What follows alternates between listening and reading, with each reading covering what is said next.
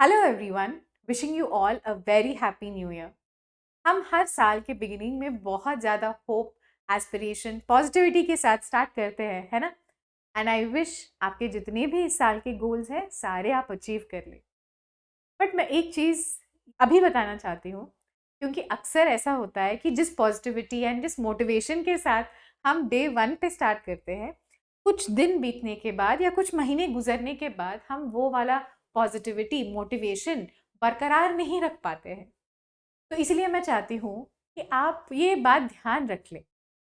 बहुत सारे सेटबैक्स आ सकते हैं, डीमोटिवेशन हो सकता है, आप शायद कहीं कहीं सैड फील कर रहे हो। साल में तो ऐसा होता ही है। तो मैं चाहती हूँ कि आज का जो दिन है, जब हर कोई बहुत पॉजिटिव है, आप आज बड़े खुश हैं, आज के दिन को आप एक बार अपने मेमोरी में रिवाइव कर ले। जब भी आप सैड फील कर रहे हो और सोचना कि जब ये साल स्टार्ट हुआ था ना, तो मैंने सोचा कि ये I will do all of this, ये सब करूँगी, मैंने ऐसा सोचा था। तो कोई बात नहीं, बीच में सेटबैक्स आएंगे, बट ये वाला जो मोटिवेशन एंड स्पिरिट है, इसको आप मेमोरी में रखना एंड नए मोटिवेशन के साथ पूरे साल भर कंसिस्टेंटली काम करना, ताकि आपके जितने भी गोल्स हैं पक्के से आप अचीव कर पाए। तो चलिए, आज के वीडियो का टॉपिक जो है AIB 19 के ऑब्जेक्शन क्वेश्चंस जो है वो डिस्कस कर लेते हैं। AIB के ऑफिशियल वेबसाइट पे आपको एक की मिला है, ये प्रोविजनल की है आंसर की, ये फाइनल नहीं है। कुछ क्वेश्चंस में आप ऑब्जेक्शंस अभी रेज कर सकते हो। ऑब्जेक्शंस रेज करने के लिए आपके पास 10 जनवरी तक टाइम है, ठीक है। अब इस बार का जो ऑब्जेक्शन प्रोसीजर है उसमें एक बहुत ही इंपॉर्टेंट चेंज है। पर क्वेश्चन आपको 500 रुपए भरने पड़ेंगे, दिस इज मैंडेटरी। तो ऐसा नहीं है कि जो मन में आया वो आप भर दिए। अगर आपका क्वेश्चन सही ऑब्जेक्शन होता है, आपको 500 रुपए वापस मिलेंगे लेटर ऑन।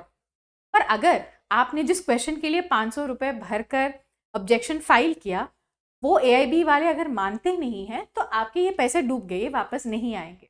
तो that's why I am making this detailed video, ये समझाते हुए कि ऐसे कौन से क्वेश्चंस हैं जहां पर आप श्योर शॉर्ट ऑब्जेक्शन रेज कर सकते हो एंड बेनिफिट ले सकते हो। एंड कुछ क्वेश्चंस हैं जहां पर मैं सजेस्ट करूंगी आप ऑब्जेक्शन फाइल मत करो, बिकॉज अगर आपने 3 या 4 गलत ऑब्जेक्शन क्वेश्चंस फाइल किया, तो आपके 1500 टू 2000 रुपीज़ तो यहीं पे आपके डूब जाएंगे। सो प्लीज़, जो भी स्पेशली कट ऑफ के इर्द गिर्द अभी मार्क्स लेके आ रहे हैं, ये उनके लिए तो और भी इम्पॉर्टेंट है।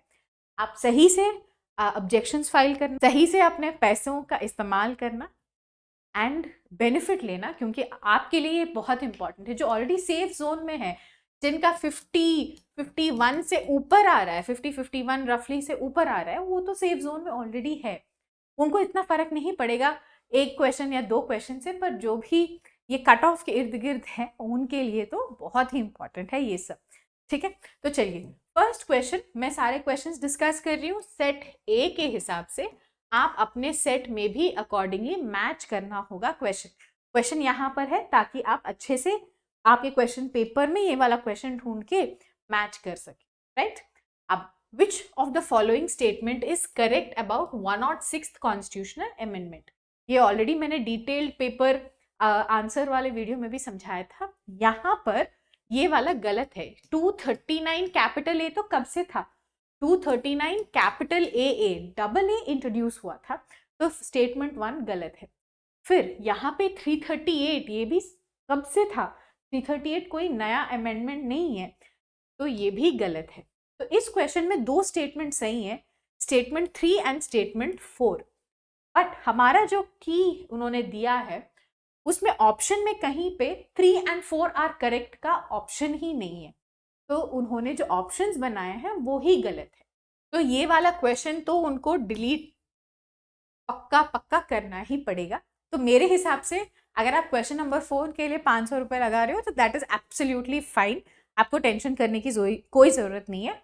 क्योंकि ये डेफिनेटली डिलीट हो जाएगा, तो आपको वैसे वापस मिल जाएंगे इस क्वेश्चन के लिए। अब बात ये है कि जब आप ऑब्जेक्शन फाइल करते हो, वहां पे रीजंस भी लिखना पड़ता है, प्रूफ भी दिखाना पड़ता है। तो इस क्वेश्चन के लिए आपको प्रूफ के तौर पर क्या लगाना होगा? जो हमारा ऑफिशियल गैजेट नोटिफिकेशन है 106th कॉन्स्टिट्यूशनल अमेंडमेंट का, ये लगाना होगा। ठीक है। रीजंस भी आपको समझाने होंगे, ये बताना पड़ेगा कि देखिए हमारा जो ये 106 अमेंडमेंट है उसमें 239 कैपिटल ए इंक्लूडेड है एंड 330 कैपिटल ए इंक्लूडेड है, जो कि आपके क्वेश्चन में तो है ही नहीं। तो स्टेटमेंट 1 स्टेटमेंट 2 गलत है करके आपको समझाना भी पड़ता है।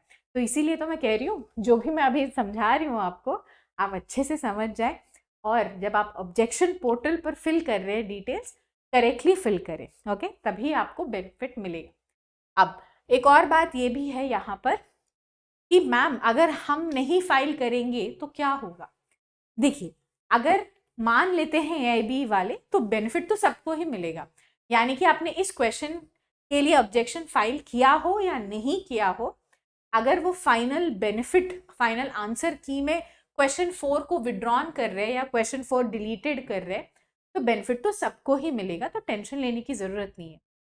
मैं तो इसीलिए सजेस्ट कर रही हूँ कि इसीलिए जो भी ऑलरेडी सेफ जोन में है वो फाइल करे या ना करे, इट्स एब्सोल्युटली ऑप्शनल, क्योंकि बेनिफिट तो at the end of the day आपको भी मिलेगा। पर जो भी कट ऑफ के थोड़े से इर्द गिर्द के हैं जिनको थोड़ा अभी डाउट लग रहा है कि मैम मेरा क्लियर होगा कि नहीं, वो लोगों के लिए ये मैंडेटरी है। बिकॉज आपका अभी 500 या 1000 रुपए भरकर अगर आप कट ऑफ से थोड़ा सा मतलब सेफ जोन में जा सकते हैं तो बाद का एक और अटेम्प्ट देने से आप बच जाओगे, तो इसीलिए ये आपके लिए ज़्यादा इंपॉर्टेंट है। तो चलिए नेक्स्ट क्वेश्चन मैं डिस्कस कर रही हूँ, क्वेश्चन नंबर 13 सेट ए के हिसाब से क्वेश्चन 13, जहां पे बात हो रही है right of private defence of property. अपने प्रॉपर्टी को बचाने के लिए आप किन किन केसेस में डेथ भी कॉज कर सकते हो ये पूछ रहे हैं, एंड ये पूछे उन्होंने भारतीय न्याय संहिता बीएनएस के हिसाब से। अब देखिए यहाँ पर रेलेवेंट सेक्शन नंबर जो है वो है section 41 of BNS. Section 41 of BNS में सिचुएशंस दिए गए हैं जहां पर अपने आप को या अपने प्रॉपर्टी को बचाने के लिए आप किसी और का जान भी ले सकते हैं। उसमें क्लियरली तो रॉबरी है, हाउस ब्रेकिंग भी काफी क्लियरली है, हाउस ब्रेकिंग अगर आफ्टर सनसेट होता है तो। पर थेफ्ट, मिस्चिफ और हाउस ट्रेसपास जो है इसके लिए जरूरी है कि थेफ्ट हो या मिस्चिफ हो या हाउस ट्रेसपास हो प्लस अपने खुद के जान को थोड़ा सा खतरा हो, ये जरूरी है। यानी कि हर थेफ्ट के केस में ये राइट नहीं होता है आपके पास कि ऑटोमेटिकली जाके प्राइवेट डिफेंस करते वक्त किसी और का जान ले लें। आप थेफ्ट से अपने आप को बचा रहे हो एंड ऐसे हालात में है जहां पर आपको खुद ऐसे फियर हो रहा है कि शायद आपके खुद की जान को खतरा है। सिर्फ उन्हीं थेफ्ट के केसेस में आप एक्सटेंड्स टू डेथ वाला क्लॉज लगा सकते हो। अगर आप सेक्शन 41 एक बार खोल के आराम से कंपेयर भी करते हैं तो ये बात काफी क्लियर हो जाती है। हर थेफ्ट के केस में या हर मिस्चिफ, हर हाउस ट्रेसपास के केस में this is not allowed. Every theft, every mischief, mischief तो छोटा बड़ा बहुत टाइप का होता है, हर चीज के लिए you can not have right to private defence of property extending to death of a person. तो मेरे हिसाब से यहाँ पे आंसर होना चाहिए only 1 and 2 both, but AIB के की में आंसर है option B.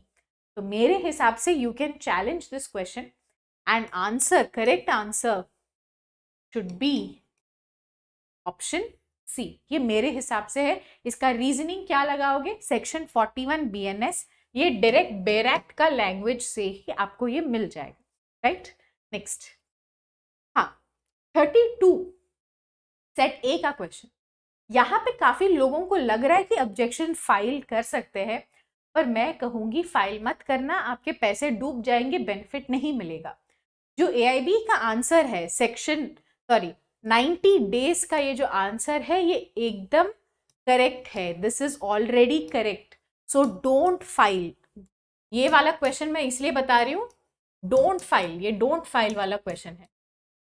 I seen in the group कुछ लोग कुछ ग्रुप से मैंने देखा लोग ना गूगल कर रहे हैं, उन्होंने बस ये क्वेश्चन गूगल में डाला और गूगल कह रहा है कि 120 days and they are like ma'am objection डाल देते हैं। एक चीज बताइए, आप वकील है ना, तो आप गूगल पे क्यों रिलाई कर रहे हो? आपके पास बेरा एक्ट है तो बेरा एक्ट से जब तक आप मैच नहीं करते हो तो कोई भी ऑब्जेक्शन फाइल मत करना। ऑर्डर 8 का रूल 1 ऑफ विच बेरा एक्ट? सीपीसी के अंदर ऑर्डर 8 रूल 1 अगर आप खोल के देखेंगे उसमें साफ साफ लिखा होता है 30 डेज के अंदर अंदर आपको रिटर्न स्टेटमेंट फाइल करना है। अगर आप 30 डेज के अंदर रिटर्न स्टेटमेंट फाइल नहीं करते हैं तो आपको एक्सटेंशन मिल सकता है और वहां पे लिखा रहता है 90 डेज। पर ये 90 डेज ना from the date of summons होता है, यानी पूरा मिलाकर आपको 90 डेज ही मिलते हैं। और जो गूगल में आंसर आपको शायद दिखा रहा है 120 डेज का, ये वाला अप्लाई होता है कमर्शियल कोर्ट्स में। ये कमर्शियल कोर्ट्स का अमेंडमेंट हुआ है सीपीसी में। कई स्टेट्स ने कमर्शियल कोर्ट्स के रिलेटेड आपके बेरा एक्ट में उन्होंने इंसर्शंस किए हैं। तो इसीलिए कुछ लोग ये कहते हैं कि मैम हमारे बेरा एक्ट के फुटनोट में 90 की जगह 120 लिखा गया है, तो वो कमर्शियल कोर्ट्स के लिए ही एप्लीकेबल होता है। ठीक है, तो आंसर जो एआईबी वालों ने दिया है वो सही है। 90 days is the maximum time limit for filing of return statement. इसमें please don't file, you will lose your money, file मत करना। नेक्स्ट, हाँ, ये सेट ए का क्वेश्चन 52 में डिस्कस कर रही हूँ जो section 15 of Hindu marriage act को लेकर है।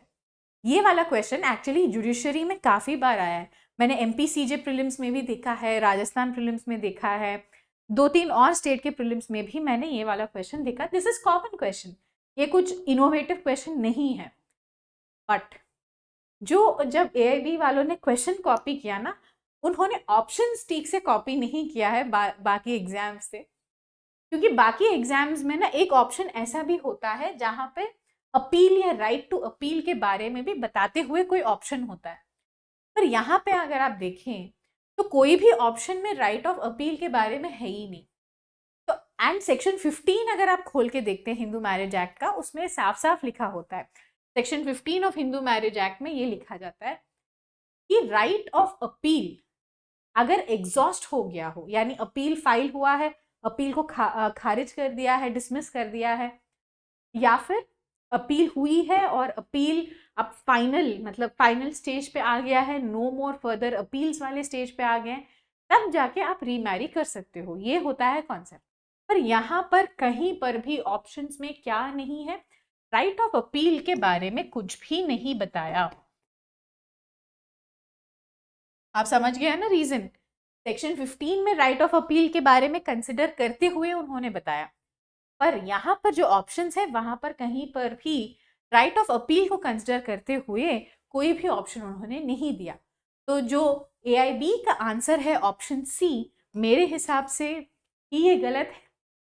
मेरे हिसाब से option D none of the above होना चाहिए। तो चाहो तो आप ये चैलेंज कर सकते हो। चैलेंज करने के लिए section 15 of Hindu marriage act पर ही रिलाई करना पड़ेगा। ये भी डायरेक्ट बेरा एक्ट क्वेश्चन ही है। ओके, नेक्स्ट, हाँ 57, ये भी सेट ए का 57 क्वेश्चन। इसमें भी कुछ कंफ्यूजन्स है लोगों के, बट मेरे हिसाब से 57 में डोंट फाइल, बिकॉज आंसर जो उन्होंने दिया 57 का ऑप्शन सी दिया है, Fatima is entitled to maintenance for herself during iddat period and for her children until they are self supporting. Children को तो मिलेगा ही मिलेगा, उसमें दिक्कत नहीं है। अब यहाँ पे बस दिक्कत ये है कि फातिमा को मिलेगा कि नहीं, क्योंकि उन्होंने रीमैरिज कर लिया।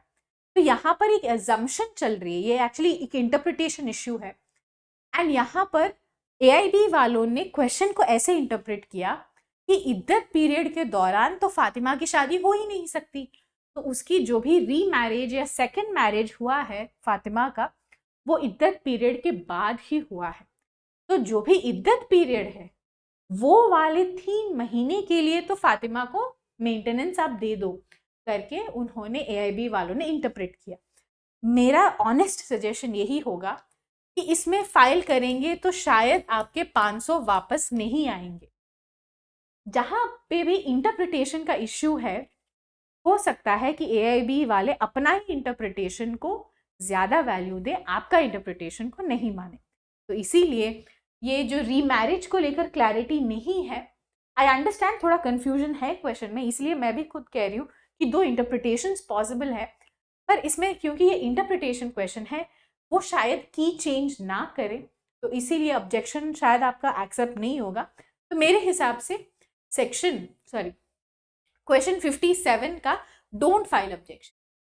काफी लोगों ने ऑलरेडी अज्यूम करके सी करेक्ट ही मार्क कर लिया है। मेरे कुछ स्टूडेंट्स ने मैसेज किया कि मैम नहीं हमने तो ऑलरेडी अज्यूम कर लिया कि इद्दत पीरियड के दौरान तो शादी हो ही नहीं सकती, शादी तो इद्दत पीरियड के बाद ही हुई है, तो इद्दत पीरियड के दौरान फातिमा को पैसे मिल जाएंगे, उसके बाद उसने दूसरी शादी कर ली तो कोई प्रॉब्लम नहीं है। तो काफी लोगों ने ऑलरेडी अज्यूम करके सी मार्क कर लिया। मेरे हिसाब से don't file the objection for this question. हाँ इस क्वेश्चन 64 मेरे हिसाब से देखिए इसमें भी 50-50 चांसेस ही है, आपका एक्सेप्ट हो सकता है नहीं हो सकता है, 50-50 चांसेस है। मैं कभी नहीं चाहूंगी कि आपको कुछ गलत एडवाइस मिले, तो इसीलिए मैं बहुत क्लियरली बता रही हूँ। ये जो क्वेश्चन है ये एडमिन लॉ का क्वेश्चन है जिसमें डेलीगेटेड लेजिस्लेशन के बारे में बात हो रही है, ठीक है, करेक्ट।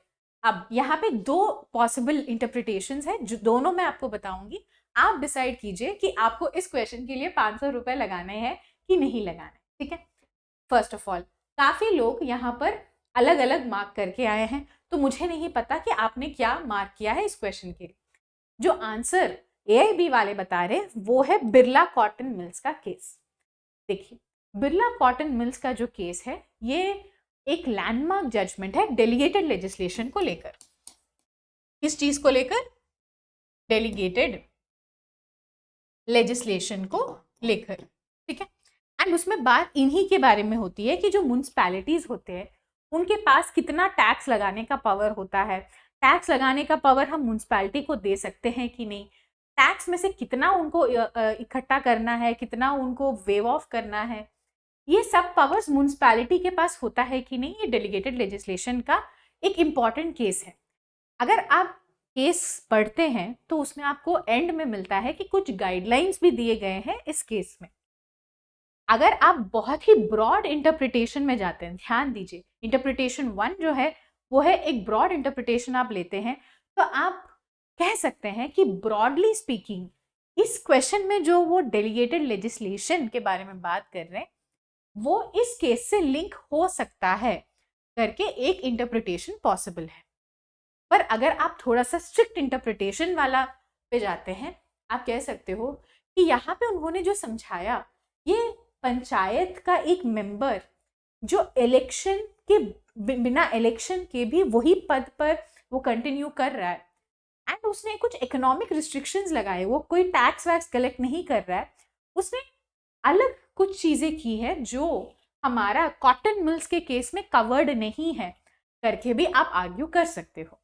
पर ये जैसे मैंने बताया अगर पैसे की बात नहीं होती तो मैं बोल देती कि आप लगा दो ऑब्जेक्शन, बट क्योंकि अभी हर डिसीजन के लिए जो आप लेते हो 500 रुपये आपको भरने पड़ेंगे, तो माई सजेशन इज 50-50 कि AIB वाले इस क्वेश्चन का कौन सा इंटरप्रिटेशन को सही मानेंगे। अब जैसे कि मैंने ऑलरेडी बताया आंसर A दिया है, इसका मतलब है कि AIB वालों ने बहुत ही ब्रॉड इंटरप्रिटेशन लिया है और वो कह रहे कि मोटे मोटे तौर पर ये जो भी केस के फैक्ट्स हमने यहाँ पे दिया है ये मोटे मोटे तौर पर डेलीगेटेड लेजिस्लेशन के जो गाइडलाइंस बिरला कॉटन मिल्स के केस में है उसमें कवर हो जाते हैं करके उन्होंने डिसाइड किया। अगर आप ऑब्जेक्शन रेज करना चाहते हैं तो आप ये कह सकते हो that the case Birla cotton mills का केस जो है वो स्ट्रिक्टली फॉल नहीं करता है हमारे केस के फैक्ट्स में, हमारे केस के फैक्ट्स अलग है, बिरला कॉटन मिल्स के केस के फैक्ट्स अलग हैं करके आप ऑब्जेक्शन फाइल कर सकते हो। अब दिस इज एब्सोल्युटली ऑप्शनल, मैं क्लियरली बता रही हूँ आपको। ओके नेक्स्ट, हाँ ये वाला क्वेश्चन 68 मैंने इसका आंसर जो पहले बताया था वो मैंने बताया था नाइदर सिविल नॉर क्रिमिनल, क्योंकि मैंने कुछ जजमेंट्स देखे जहां पर वो ये बता रहे, बट कुछ स्टूडेंट्स मेरे को अप्रोच किए और वो कहने लगे कि ma'am most of us quasi criminal in nature पे ही हमने सही लगाया। तो मैं क्या सजेस्ट करती हूँ, क्योंकि बहुत सारे students majority of the students ने ऑलरेडी यही वाले ऑप्शन को मार्क किए हैं, है ना, एंड आपको मार्क्स भी इसी आंसर का मिल रहा है only 3, quasi criminal in nature को ही AIB वाले भी मार्क्स दे रहे हैं। तो मेरा सजेशन है कि ऐसे मामलों में जब इतना अगेन इंटरप्रिटेशन का इश्यू हो रहा है तो इसमें भी फाइल मत करना, डोंट फाइल। मेरे हिसाब से इसका भी एक्सेप्ट होने के चांसेस काफ़ी कम है।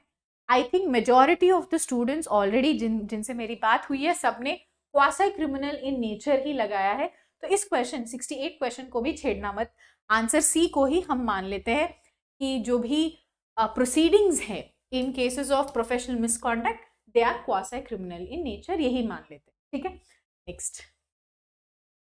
हाँ, ये जो क्वेश्चन है 69, मेरे हिसाब से इस क्वेश्चन का ही कोई सेंस नहीं बनता, क्योंकि यहाँ पे वो पूछ रहे हैं which of the following is or are not a procedural safeguard. तो आपको ऐसे चीजें आपको आइडेंटिफाई करना चाहिए जो प्रोसीजरल सेफगार्ड नहीं बन रहे, है ना। अब act in a fraudulent manner किसी भी तरीके से देखें तो वो कभी भी प्रोसीजरल सेफगार्ड नहीं बन सकता, ये तो प्रोसीजरल सेफगार्ड के अगेंस्ट ही जा रहा है। तो ऐसी चीज का ऑप्शन यहाँ पे उन्होंने दिया ही नहीं है। तो मेरे हिसाब से ये जो क्वेश्चन है, क्वेश्चन का जो वर्डिंग है, इसी का कोई सेंस नहीं बनता है। तो मैं तो सजेस्ट करूंगी कि इसका आप फाइल करो, file the objection for section for question 69। अब मुझे नहीं पता मेजॉरिटी ने इस क्वेश्चन के लिए क्या लिखा है, बट मेरे हिसाब से क्वेश्चन एंड ऑप्शंस में क्लैरिटी ही नहीं है। इसके लिए मुझे नहीं लगता कि कोई भी प्रूफ की जरूरत है, क्योंकि ये ऑप्शन जो है ऑप्शन 1, 3 एंड 4, ये स्टेटमेंट में ही कोई क्लैरिटी ही नहीं है। आप ऐसे लिख के फाइल कर सकते हो मेरे हिसाब से। Okay, next. हाँ, क्वेश्चन 74 जो है ये पक्का पक्का है, दिस इज मस्ट फाइल, ये आप फाइल कर सकते हो, ये पक्का डिलीट हो जाएगा। क्यों बता रही हूँ, बताती हूँ। देखिए, अगर आप इंफॉर्मेशन टेक्नोलॉजी एक्ट का सेक्शन 21W का बैरैक्ट खोल के चेक करते हैं तो उसमें क्लियरली साइबर कैफे आता है एंड इंटरनेट सर्विस प्रोवाइडर आते हैं। साइबर कैफे तो आप सबको पता है, जहां पर आप हर आवर का थोड़ा पैसा देते हैं एंड इंटरनेट यूज करते हैं, वो हो गया साइबर कैफे। वो तो इंक्लूडेड है इंटरमीडियरी के डेफिनेशन। इंटरनेट सर्विस प्रोवाइडर्स यानी जैसे एक्ट इंटरनेट हो गया, फाइबर जियो फाइबर इंटरनेट या फिर एयरटेल फाइबर, तो ये प्राइवेट कंपनीज जो हैं वो इंटरनेट सर्विस प्रोवाइडर ISP के डेफिनेशन में आते हैं एंड वो भी इंटरमीडियरी कहा जाता है। ठीक है, तो 1 और 4 को लेकर कोई इश्यू ही नहीं है। अब ये जो हमारे सोशल मीडिया प्लेटफॉर्म्स हैं जैसे कि फेसबुक, यूट्यूब एंड और क्या, इंस्टाग्राम, ये सब इंटरमीडियरी के डेफिनेशन में आते हैं, पर ये IT रूल्स 2021 के हिसाब से तो इंफॉर्मेशन टेक्नोलॉजी लॉ के अंदर कुछ रूल्स बनाए गए हैं जो specifically intermediary and intermediary liability को एड्रेस करते हुए बनाए। वो तो 2021 के कुछ रूल्स हैं। उस रूल्स के हिसाब से हाँ, हम कह सकते हैं कि सोशल मीडिया प्लेटफॉर्म्स भी इंटरमीडियरी के डेफिनेशन में आते हैं। पर अगर आप क्वेश्चन देखिए तो क्वेश्चन में वो कह रहे हैं section 21W of information technology act के हिसाब से बताओ। अब ये वाला बैरैक्ट में अगर आप चेक करते हैं, ये वाला बैरैक्ट में आपको सोशल मीडिया प्लेटफॉर्म्स नहीं मिलेंगे, इंक्लूडेड नहीं होगा। तो मेरे हिसाब से इसीलिए आंसर यहाँ पे होना चाहिए 1 and 4 ओनली। बट यहाँ पे 1 and 4 ओनली का ऑप्शन तो है ही नहीं, और उन्होंने जो आंसर दिया है वो दिया है 1, 3 and 4, cyber cafe, social media and ISP। But social media platforms जो है उनको हम इंफॉर्मेशन टेक्नोलॉजी रूल्स 2021 जो इंटरमीडियरीज को रेगुलेट करने के लिए बनाया है, उस हिसाब से हमने सोशल मीडिया प्लेटफॉर्म्स जैसे मैंने बताया फेसबुक एंड इंस्टाग्राम, इनको हमने इसके अंडर इंटरमीडियरी माना है, ना कि इस सेक्शन के अंडर। तो उस हिसाब से आप इस क्वेश्चन को चैलेंज कर सकते हो, डिलीट हो जाना चाहिए, मुझे लग रहा है ऐसा। ओके, हाँ, क्वेश्चन 76 ये डोंट फाइल है। Don't file, why? मैंने शायद कई जगहों पे देखा है लोग कह रहे हैं इसका आप फाइल करो, प्लीज डोंट फाइल, बिकॉज मैं बताती हूँ आपको क्या करना है। आई थिंक काफ़ी लोगों के पास नया बेयर एक्ट है ही नहीं, तो एग्जाम में शायद उनको ये क्वेश्चन आंसर करने का ऑप्शन ही नहीं मिला था। पर जिनके पास भी न्यू बेयर एक्ट है लेबर लॉ का, उसमें आप चेक कर सकते हैं इंडस्ट्रियल रिलेशंस कोड 2020 का आपको section 2 sub clause M check करना पड़ेगा एम्प्लॉयर के डेफिनेशन के लिए। उसमें अगर आप अच्छे से पढ़ते हैं तो वो कहते हैं मैनेजर ऑफ फैक्ट्री तो इंक्लूडेड है, पर जो मैनेजिंग डायरेक्टर होते हैं वो फैक्ट्री वाले इंक्लूड नहीं होते हैं। Managing director of other establishment करके लिखा रहेगा। ये अदर एस्टैब्लिशमेंट मतलब यानी ऐसा आपका एक ऑफिस है मान लेते हैं, वो ऑफिस फैक्ट्री की डेफिनेशन में नहीं आ रहा है, पर वो कोई अदर एस्टैब्लिशमेंट की डेफिनेशन में आ रहा है, तो उस अदर एस्टैब्लिशमेंट का मैनेजिंग डायरेक्टर को हम इंक्लूड करते हैं करके ये साफ साफ आपके बेयर एक्ट में ही लिखा है। तो किसी को डाउट है, बिकॉज काफी लोगों ने क्या किया, जब बेयर एक्ट ऊपर ऊपर से पढ़े ना, उन्होंने देखा मैनेजिंग डायरेक्टर का शब्द तो है, करेक्ट, मैनेजिंग डायरेक्टर का शब्द तो आपको बेयर एक्ट में मिलेगा, पर आप अच्छे से पढ़ेंगे 2M का क्लॉज 2 है ये अच्छे से पढ़ेंगे, उसमें क्लियरली लिखा है managing director of any other establishment, वैसा एस्टैब्लिशमेंट जो फैक्ट्री नहीं है ना, उन्हीं के लिए ये मैनेजिंग डायरेक्टर का कंडीशन अप्लाई होता है। तो आंसर यहाँ पर 1, 2, 3 आर करेक्ट, यानी ऑप्शन डी ये करेक्ट है। तो प्लीज डोंट फाइल, ये डोंट फाइल वाला है, काफी लोगों का मैंने देखा है एनालिसिस जहां पे वो कह रहे हैं कि आप फाइल कर दो, मेरा सजेशन है प्लीज फाइल मत करना, ठीक है। नेक्स्ट, हाँ, which of the following legislations has been included under social security code? Okay, अब ये भी नया वाला एक्ट है, ये तो हमने किसी एक्सपेक्ट ही नहीं किया था कि नए कानून जो लेबर लॉ के नए कानून है उसमें से पूछे जाएंगे, बट खैर मैंने तो वैसे ही बोला था लेबर लॉ को छोड़ देना, बिकॉज उसमें से हमेशा ही ऐसा अनएक्सपेक्टेड क्वेश्चन ही आता है। बट एनीवेज, अब ये सेक्शन क्वेश्चन 77 में भी डोंट फाइल, इसमें भी कोई फाइल करने की जरूरत नहीं है, AIB का आंसर ही सही आंसर है डोंट फाइल। क्यों? इसका आपको सेक्शन 164 में जाना होगा। बेयर एक्ट का कौन सा section? Section 164 of social security code आपको चेक करना पड़ेगा। अगर बेयर एक्ट है और खोलते हैं तो उसमें आपको एक लिस्ट मिल जाता है कि कौन कौन से एक्ट को रिप्लेस किया गया है। तो 1, 2 and 4 ये सही है, 3 is not replaced by this particular act। तो आंसर उन्होंने जो दिया ऑप्शन सी AIB वालों ने वही करेक्ट है। शायद मैंने पिछली वीडियो में ना डी मार्क कराया था, बट नहीं, बेयर एक्ट से आप चेक करेंगे तो ऑप्शन सी 1, 2, 4 करेक्ट आएगा। सेक्शन 164 आपको खोल के चेक करना पड़ेगा, तो इसमें भी फाइल करने की कोई जरूरत नहीं है। ओके, नेक्स्ट, हाँ 83 क्वेश्चन नंबर, इसमें भी डोंट फाइल है। इसका भी मैंने काफी डिस्कशन देखा लोगों का। Don't file, don't waste your money, don't file, answer nuisance है, ये सही है। काफी बच्चों को ये डाउट है कि मैम ये डैमनम साइने इंजूरिया है, क्योंकि ये ग्लाउचेस्टर ग्रामर केस से काफी मिलता जुलता केस लगा है काफी स्टूडेंट्स को, बट नहीं, आंसर यहाँ पर न्यूसेंस है, क्योंकि यहाँ पर कंटिन्यूअस इंटरफियरेंस हो रहा है।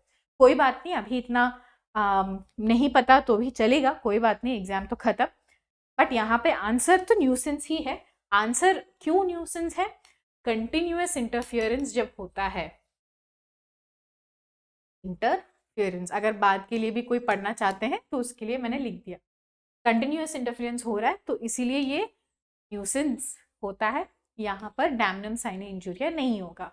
ओके ओके, नेक्स्ट क्वेश्चन 91, इसमें भी मैं आपको 2 इंटरप्रिटेशंस दूंगी, आप डिसाइड कीजिएगा कि आपको फाइल करना है कि नहीं करना। मेरे हिसाब से मैंने बताया था आंसर है ऑप्शन बी इस क्वेश्चन का, मेरे हिसाब से अभी भी ये ऑप्शन बी है।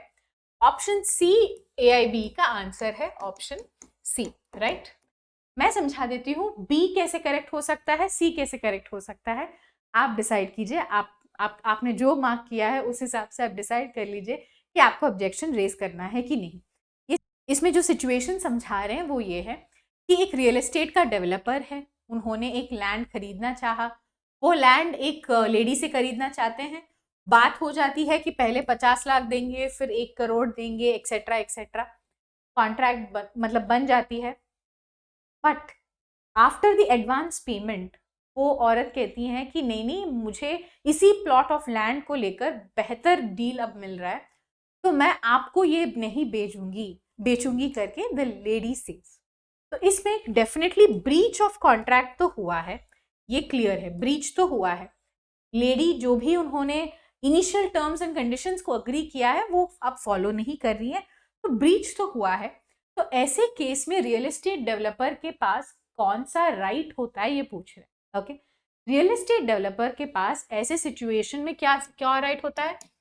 स्पेसिफिक परफॉर्मेंस ऑफ कॉन्ट्रैक्ट मांगने का राइट होता है। What is the right? Specific performance of a contract मांगने का राइट होता है।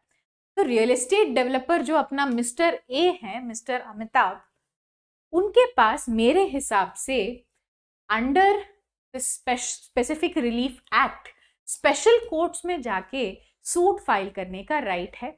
ये 2018 अमेंडमेंट आया है स्पेसिफिक रिलीफ एक्ट में, जिसमें इंफ्रास्ट्रक्चरल प्रोजेक्ट्स को लेकर उन्होंने एक स्पेशल कोर्ट्स बनाए हैं। तो मेरे हिसाब से इस पूरा क्वेश्चन का इंटरप्रिटेशन होना चाहिए कि आप स्पेसिफिक परफॉर्मेंस मांगे स्पेसिफिक रिलीफ एक्ट के अंदर जो भी स्पेशल कोर्ट्स 2018 अमेंडमेंट के बाद बने हैं। इसीलिए मेरे हिसाब से आंसर बी होना चाहिए। बट जो AIB वाले कह रहे हैं वो कह रहे हैं कि you file a suit in the civil court having the powers under CPC। ये वो कह रहे हैं आंसर। उनका आंसर सही इसीलिए हो सकता है क्योंकि स्पेशल कोर्ट्स जो हैं वो कहीं कहीं ही बने हैं, वो हर जगह अभी तक इम्प्लीमेंट हुआ है या नहीं हुआ है, इस बात को लेकर यहाँ पर कुछ इंफॉर्मेशन नहीं दिया गया है। तो AIB वालों के हिसाब से है कि आप मांगिए, आप स्पेसिफिक परफॉर्मेंस ही मांगिए, पर स्पेसिफिक परफॉर्मेंस मांगने के लिए आप CPC के अंडर के जो कोर्ट हैं आप वहां पे जाके मांगिए। तो ये काफी इंटरप्रिटेशन का क्वेश्चन है, टेक्निकल क्वेश्चन है, आप ये कितना समझा पाएंगे लिख कर, एंड आपका जो एक्सप्लेनेशन है, आपका एक्सप्लेनेशन क्या AIB वाले मानेंगे कि नहीं मानेंगे, क्या एजम्पशन बना के चल रहे हैं हम इस केस में, ये सब बहुत ज़्यादा सब्जेक्टिव एंड इंटरप्रिटेशन वाले क्वेश्चंस हैं। तो मेरे हिसाब से 50-50 चांस है। अगेन आपका ऑब्जेक्शन एक्सेप्ट हो सकता है, नहीं हो सकता है, ये एंटायरली आपका डिसीजन है, आपको जैसे ठीक लगेगा आप करना। Okay, next. हाँ, 97 ये तो पक्का पक्का पक्का वाला क्वेश्चन है, ठीक है। बाय एक्चुअली डिलीट नहीं, इसमें तो की करेक्शन होगा, इसमें डिलीट नहीं होगा, इसमें की करेक्शन होगा, क्योंकि करेक्ट आंसर है ऑप्शन डी। उन्होंने क्या किया है, AIB वालों ने ए दिया है, AIB वालों ने ए दिया है, जबकि करेक्ट आंसर है 1, 2, 3। अब हमारा जो लैंड एक्विजिशन एक्ट है 2013, उसमें सेक्शन 2 में काफी क्लियरली दिखा है एप्लीकेशन के बारे में इसके बारे में, एप्लीकेशन ऑफ एक्ट के बारे में। तो इस एक्ट का अगर आप 21A 21C, मैं यहाँ पे जो भी लिख रही हूँ आप नोट डाउन कर लो, आपको जब ये आएगा ना रीजंस लिखो, तब ना फिर मुझे मैसेज मत करना कि मैम क्या करे क्या करे।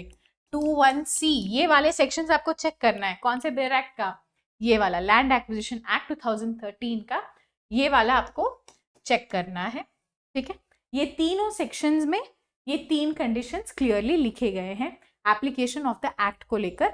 तो लैंड एक्विजिशन एक्ट इन तीनों ही केसेस में एप्लीकेबल होता है। तो आंसर क्या हो जाना चाहिए? डी हो जाना चाहिए, ये की करेक्शन हो जाएगा, राइट। तो ये रहा हमारा डिस्कशन AIB के की करेक्शंस एंड AIB के डिलीटेड क्वेश्चंस को लेकर। यहाँ पर एक डाउट है काफ़ी लोगों को, जो मैं समझा देती हूँ, यहाँ पे लिखकर समझा देती हूँ। देखिए, जो भी क्वेश्चंस डिलीट हो जाएंगे वो अपना टोटल 100 मार्क्स से उनको डिलीट कर देंगे। यानी मेरे हिसाब से डिलीट, मान लेते हैं 3 क्वेश्चंस हो जाते हैं, तो आप टोटल एग्जाम अब 100 मार्क्स का नहीं लिखेंगे, अब आप 97 मार्क्स का ही आप एग्जाम लिखेंगे, ऐसा माना जाएगा। ओके, एंड आपको 45% ऑफ 97 लेके आना है, 40% ऑफ 97 लेके आना है अपना कट ऑफ के लिए। जो भी की चेंजेस होंगे, ये जो डिलीट नहीं होंगे, क्वेश्चन पूरा डिलीट नहीं होगा, जहां पे सिर्फ की चेंजेस होंगे, यहां पे बेनिफिट उन्हीं को मिलेगा जो सही की, एज पर द फाइनल की, जो भी सही ऑप्शन एग्जाम में मार्क करके आते हैं, की चेंजेस का बेनिफिट उन्हीं को मिलेगा। डिलीशन का बेनिफिट सबको ही मिलता है, क्योंकि वो पूरे 3 क्वेश्चंस को आपके टोटल 100 क्वेश्चंस में से हटा ही देते हैं। तो अगर आपका 97 आपका टोटल मार्क्स का एग्जाम का पेपर अगर होता है आफ्टर डिलीशंस, तो आपका कट ऑफ भी 1 या 2 नंबर से कम हो जाएगा। यानी आपको 45 नहीं लाने हैं, 44 लाने हैं, आपको 40 नहीं लाने हैं, 39 लाने हैं, ऐसा भी हो सकता है, राइट। तो इसीलिए मेरा सजेशन होगा कि आप जो भी श्योर शॉर्ट क्वेश्चंस है उसमें आप ऑब्जेक्शंस फाइल करें एंड वेट कीजिए। जो भी थोड़ा कट ऑफ के इर्द गिर्द है, आप अभी थोड़ा सा पेशेंस रखें, जब तक आपका फाइनल की रिलीज नहीं हो जाता है, final cut off mark declare नहीं हो जाता है, आपका पक्का से कोई भी ये नहीं बता सकता कि आपका क्लियर हुआ है नहीं कि नहीं। जो ऑलरेडी कट ऑफ से बहुत नीचे के हैं, यानी कि जिनका अभी सिर्फ 30 या 35 मार्क्स बन रहे, उनका तो पक्का है कि क्लियर नहीं होगा, या फिर जिनका 50-55 के ऊपर बन रहे, आपका तो सेफ है, क्योंकि की करेक्शंस हो या डिलीशंस हो, max to max 4 to 5 questions में होंगे, तो आप तो सेफ। अब आप आगे की अपनी करियर की प्लानिंग कीजिए, आगे जो भी आपके गोल्स एंड एस्पिरेशंस हैं उसके लिए आप अब आगे बढ़िए। एंड जिनका अभी नहीं हो रहा है, थोड़ा सा डाउटफुल है, आप भी अभी होप मत लूज कीजिएगा, आप अपना काम करते रहिए। लेट अस सी फाइनल की में क्या क्या आंसर्स आते हैं।